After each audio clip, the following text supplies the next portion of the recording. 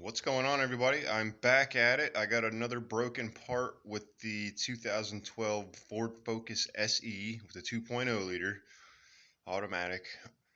The coolant bypass assembly, which is in this box, I'll show you in a second, is leaking, and that's on this side of the engine underneath the injection deal. The thermostat housing lives down there. That's your thermostat housing. I'm probably going to have the same problem this had soon with that. I should have bought both of them to do it at one time, but I didn't know this car had this stuff. I try not to work on this car. This is my wife's car. I only fix it when it's broke. I do not tinker with it. And the other day, a part started leaking. I ordered the part, and we're about to change it. So I'm going to go through the steps I'm going to do. I did not check online first to see what the factory service manual had to say about the process of doing this. So I'm going to share what I'm doing, and hopefully I do it right, and I can save somebody a bit of time if I screw something up. So the part is a Dorman, there we go, 902-1085. It says thermostat housing, but there's no thermostat in this. I think they just use a generic word for everything. But this is it here. It bolts on to the head, the cylinder head, and it has that rubber seal. I believe that rubber seal has gone bad. I haven't taken this one off, obviously, to know for a fact. But they just sell the entire thing. It has a coolant temperature sensor there. So these are the hoses I'm going to have to take off. That little tiny one, this big one here, the smaller one here, and then there's a medium-sized one on the bottom. So that's what I'm going to work on. I'm going to get to it. I'm going to take off the air intake breather here from the mass airflow sensor to the throttle body. I'm going to take these hoses. These have to come off, and these are there's blue things. There's one on the other side. You have to pinch them both at the same time. That's how you get those off. And then these things, I found if you push them, they come off like that. So that's I fought with these for a while on my van, but I think my van, they were so brittle, as soon as I touched them, they broke. So I'm gonna take a screwdriver, I'm gonna get these off, and then I'll get back with you to see what this looks like when you get a direct shot at it. So I got this off there. It's still flexible. So I've seen, on older cars, this gets real brittle, and as soon as you start messing with it, they tear, and then you need to get another one. But this one's still brittle. It's looking good. I forgot to mention what tools I'm using. I'm going to go over them quick. I just have a 1/4-inch socket set, 1/4-inch ratchet. I was using the regular screwdriver for the top one, and this one, mine was angled to where I needed to use the little stubby one here, because it was like this, you know what I mean? I had to get at it like that.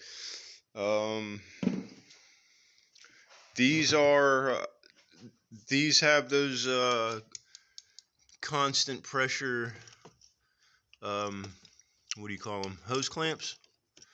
So I could either get in here with these.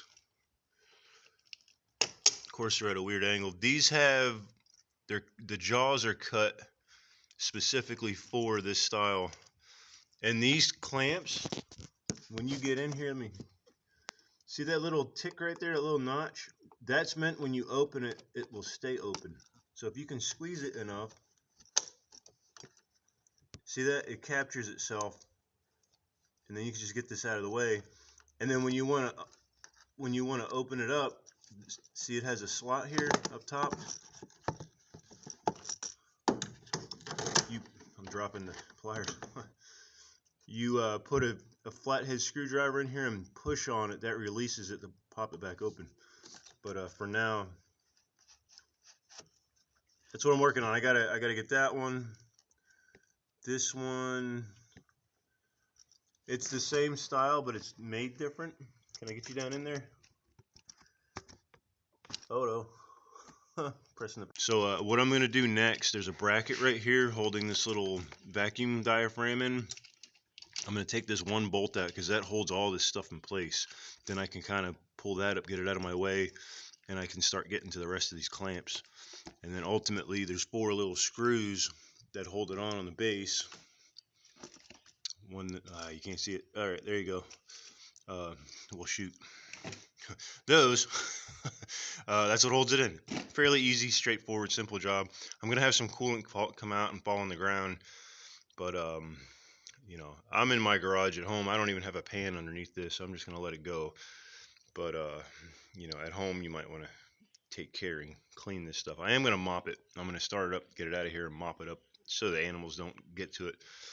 Anyway, let me set this bracket free. It's 10 millimeter. It bolts. There's one bolt here, and then another one here, and this whole bracket should come away. So I'm gonna get that next. So I've exposed that last hose. This sits in here like this. I've managed to twist it like this. Is how that's currently sitting. Wow, a little crooked. So that gives me access to this. You know, I've really been using these this entire time. I haven't really used these. I tried to use them once, and it didn't squeeze. These things get like bent, and then when you squeeze them all the way, see, it only closes so much. It doesn't close all the way anymore. I've had these for a pretty long time. These are the way to go. These are a Mac tool. I got these off the tool truck. I'm sure, you know, most of these tool companies, it's another product. They just put their name on it. I don't know about this particular pair, but I'll see if I can find them. I'll put a link in the underneath so you guys can see it, like an Amazon thing or something. So I'm going to do this again. I'm going to get this with these and make an easy job out of this. Let me get that off of there. All right, I got you guys propped up on the hood thing. So I got the two front, you know, bolts put in. I'm trying to get the back one put in, and I wanted to share with you guys a mechanic's trick. Get your bolt head dry and your socket. Make sure there's no oil or anything. Clean it up real good. And then take you a piece of paper. This is an Amazon receipt from when I bought this thing. Put it over your socket, and then just jam this dude in there. Right now I can go blindly in that hole without fear of this falling off. That's a little tip right there. Hope that helps somebody out. There are like magnets you can buy. When you're in the trade long enough, you realize like there's a tool for everything, but you quickly realize you lose more tools than you use, and then you're left with like the ones you use. So all the ones you lost or someone borrowed, like I had a set of these magnetic things, someone borrowed them, I've never seen them again. You just slid them inside the socket. When you're done, you push them back out. I used them once, and I bought somebody a set of those magnets. So this is something I learned, you know, very early in the trade, and you know, you just kind of think, how do I do this? And then, oh, what about that? So anyway, that's that. All right, let me get this thing back together. So this is the kind of things that happen to your average Russ. Excuse me. So this little dude that went on that small nipple, it goes to this hose right here. This is that like brittle stuff I was talking about. It broke right off from me heave-a-hopping it around. I'm going to show you what I'm going to do. I'm going to wind up getting a whole new hose for this because, like I said, this plastic stuff, when it gets brittle, it breaks and you can't stop it. It's just going to keep breaking. If you try to patch it up, like I'm about to do, just to get it, because I'm going to have to order this hose from the dealer, and it's going to take a couple days to get in. But and that'll be, I'm going to do it with my thermostat housing gasket. I'm going to show you how to fix this or what to do if this does happen to you in a pinch. And you know, anyway, I wanted to show you guys here. This is how you unload these. Let's see if I can do this with one hand. So like I said, you put this in here, and on these hoses they have like, well, this one doesn't much have it. This one was way up here. So you just take this and that's it. That's how you set those. So I'm going to get the rest of them on, and I'll get back with you when I fix this. I'm going to show you what I'm going to do. And remember, this is just a temporary fix. I'm going to replace this whole hose, which it goes all the way over here, and it tees off right here. I don't know where this goes, so no clue where the other one goes. Probably the radiator, who knows. Yep, right there. Man, why would they do that? So yep. All right, let me get it. So it's another day. I decided to go to the Ford dealer and I bought the tube that I broke. The piece that I got out of here I thought I could repair, but once I saw how it failed, if you just see it like expands right here, if you were to put it on here and just squeeze it, it would just shoot off. There's no two ways around it. So the new one comes with it. And this side goes over here to the radiator. And I decided, oh, here, the part number for that thing.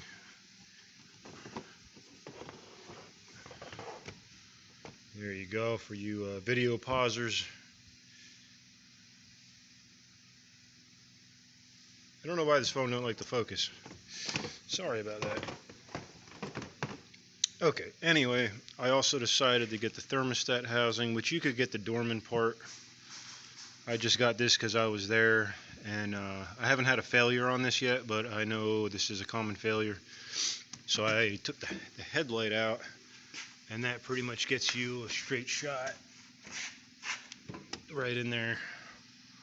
You got to take the small hose off and the big hose. I'm going to use them pliers, and 3 bolts hold it on. Shouldn't have to remove the intake manifold, I don't think.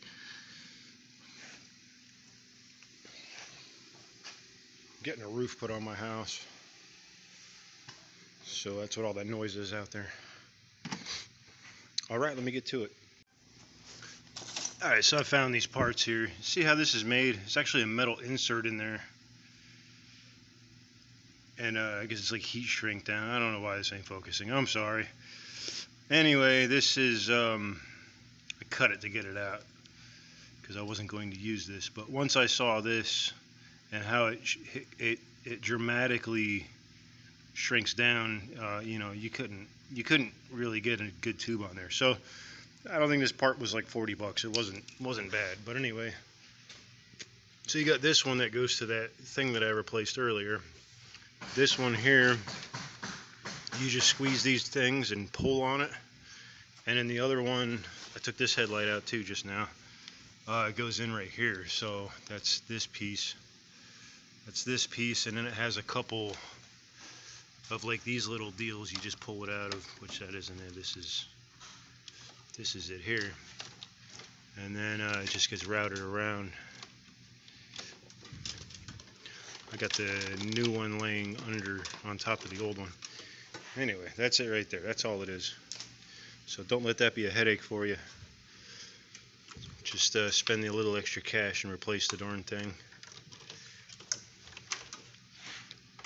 So I'm just trying to lay this in place where it belongs.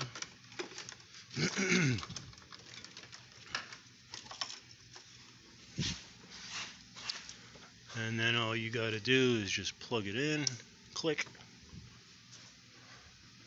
And again, I'm watching what I'm doing. I'm not watching the camera. So if you didn't see that, I'll do it on this one so you can see. Push this through here. There you go. That's it. And then we're going to click this in. This one goes here. This one goes here.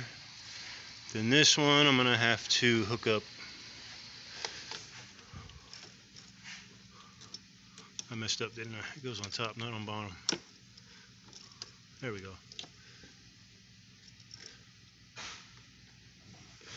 And remember how I was saying it has like a safety latch? They already have it on there, so all I got to do is pick it with a screwdriver and close it. That's it. It's on there. I just got to pick it with a screwdriver.